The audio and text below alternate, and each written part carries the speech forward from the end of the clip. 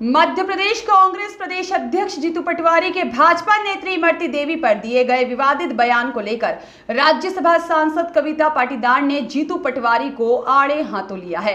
इसके साथ ही उन्होंने महिलाओं के प्रति अपमानजनक टिप्पणी करने वाले कांग्रेसी नेताओं की पूरी सूची मीडिया के समक्ष पढ़ते हुए कांग्रेसियों की महिलाओं के प्रति घटिया मानसिकता को बेनकाब कर दिया। प्रदेश अध्यक्ष जीतू पटवारी जी ने हमारी वरिष्ठ नेत्री और पूर्व मंत्री इमरती देवी पर जो बयान दिया है, एक महिला होने के नाते मुझे उसको बोलने में भी शर्म आ रही है, घृणा आ रही है। एक कहते हैं कि एक गंदी मछली पूरे तालाब को गंदा कर देती है। तो अगर प्रदेश अध्यक्ष जी की ही ये मानसिकता है, उनके ही अगर ये वर्ड है, तो पूरी पार्टी का क्या हाल होगा, ये उनके इस बात से स्पष्ट है। जीतू पटवारी के पहले भी एक लंबी लिस्ट है कांग्रेसी नेताओं की, जिन्होंने लगातार मातृशक्ति का अपमान किया। हम सब जानते हैं, दिग्विजय सिंह जी टच माल बोलते हैं तो कमलनाथ जी आइटम बोलते हैं, और अब ये जीतू पटवारी जी रस ढूंढने में लगे हुए हैं। ये सिर्फ इमरती देवी जी का अपमान नहीं है, भारत की एक एक नारी का अपमान करने का काम किया है। रावण ने भी माता सीता का अपमान किया था तो उसका विनाश का कारण बना था। अब आगे मैं क्या बोलूं, आप लोग के सामने स्पष्ट है उनकी मानसिकता, उनकी गंदी सोच सिर्फ जीतू पटवारी नहीं, पूरी कांग्रेस पार्टी की हम सबके सामने आई है। विधानसभा चुनाव में भी जीतू पटवारी ने जो बोला था, आप सब जानते हैं। बहनों के बारे में भरी सभा में, बड़े लोगों के बीच में उन्होंने इतनी गंदी बात कही थी कि बहनें बिक जाती है और पैसे लेकर अपने वस्त्र में रखती है। मुझे बोलना भी, मैं क्या मतलब, इतने विवादित और इतने गंदे बयान कि मुझे बोलने में भी शर्म आ रही है। हम सब घोर निंदा करते हैं जीतू पटवारी जी की, और उनको नारी अपमान करने का कोई अधिकार नहीं है। हमारे देश को हम माता कहकर पूछते हैं, नारी शक्ति की हम वंदना करते हैं। एक तरफ माननीय मोदी जी है जो नारी शक्ति की वंदना करने का काम करते हैं। इस देश के निर्माण में हम सबको 33% आरक्षण देकर राष्ट्र निर्माण में अपनी सहभागिता सुनिश्चित करने का अवसर दे रहे हैं। दूसरी तरफ कांग्रेस के लोग इतनी गंदी गंदी बात कहकर उनकी जो संस्कृति है, उनके विचार है, जो वो सोच रखती है पार्टी, वो जनता के सामने रखने का काम कर रहे हैं। एक तरफ ये पार्टी बोलती है कि महिलाओं के सम्मान के लिए हम काम करते हैं, ये अगर काम करते तो ऐसी विभद्र बातें कभी भी नहीं बोलते। और उनके तो शीर्ष नेतृत्व पे सोनिया गांधी और प्रियंका जी बैठी हुई है। मैं उनसे पूछना चाहती हूँ आप सबके माध्यम से कि उनके प्रदेश अध्यक्ष के इतनी गंदी सोच पर वो कुछ एक्शन लेगी कि इस बार भी चुप्पी साध के मौन समर्थन देने का काम करेगी। उन्हें ये बोलना चाहिए, जैसा हमारे नगर अध्यक्ष ने कहा, हमेशा वो बोलती है कि मैं नारी हूँ और लड़ सकती हूँ, तो आज उनको नारी सम्मान के लिए लड़ना चाहिए और कठोर कार्रवाई करनी चाहिए जीतू पटवारी के खिलाफ। उनकी इस निंदनीय घटना पर हम सब भारतीय जनता पार्टी की मातृशक्ति विरोध करते हैं। और मेरे पास तो कितने सबूत थे, कितने नाम लूं, ये नहीं जो पहल लिस्ट के बारे में मैंने बताया।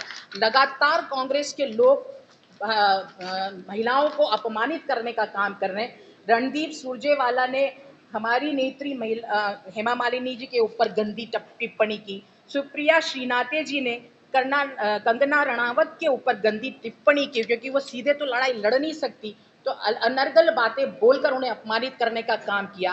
कांग्रेस के विधायक शमनूर शिवशंकर जी ने कहा कि महिलाओं का काम तो सिर्फ रसोई में खाना बनाने का है। कांग्रेस के आईटी सेल के जो सदस्य है चिराग पटनायक, उन्होंने अपनी सहकर्मी के साथ छेड़छाड़ का उन्होंने छेड़छाड़ की और उस महिला ने उनको आरोप लगाया। हम सबके सामने वो बात है। राहुल गांधी जी ने क्या विवाद दिया, आप सबको मालूम है कि मैं शक्ति से लड़ रहा हूं। एक तरफ माननीय मोदी जी शक्ति की वंदना करने का काम कर रहे हैं और कांग्रेस के नेता उनसे लड़ने की बात करते हैं। अभिषेक मनु सिंघवी ने भी गलत बयानबाजी महिलाओं के ऊपर करी। हम जानते हैं दिग्विजय सिंह जी ने भी जो तंच माल कहकर अपमानित महिलाओं को करने का काम किया।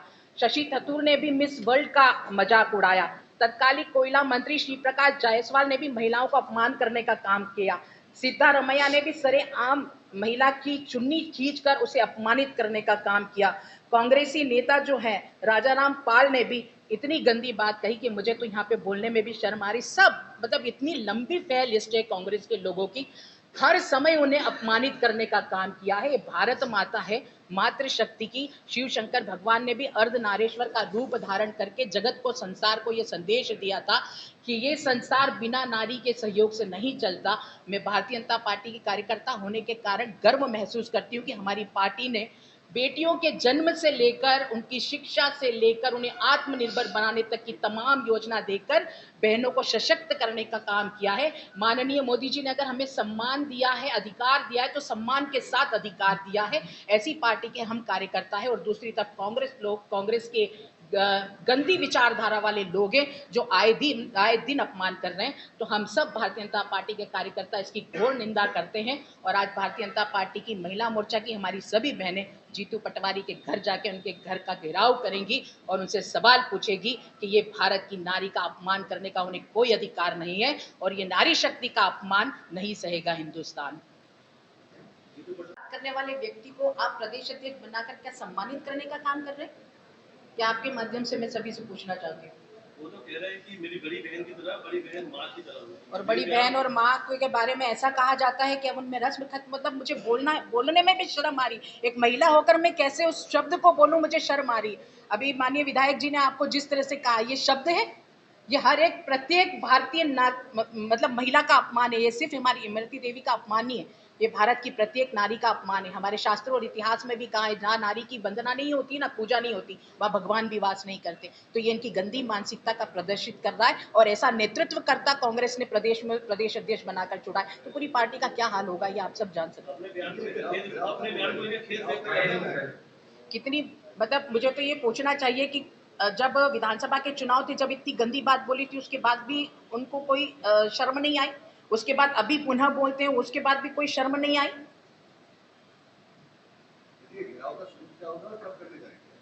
उनसे हमारी सभी बहनें अभी 1 बजे उनके निवास पर जाकर पूछेंगी कि उन्होंने हमारी इमरती देवी का अपमान करके ऐसी गंदी बात क्यों कही।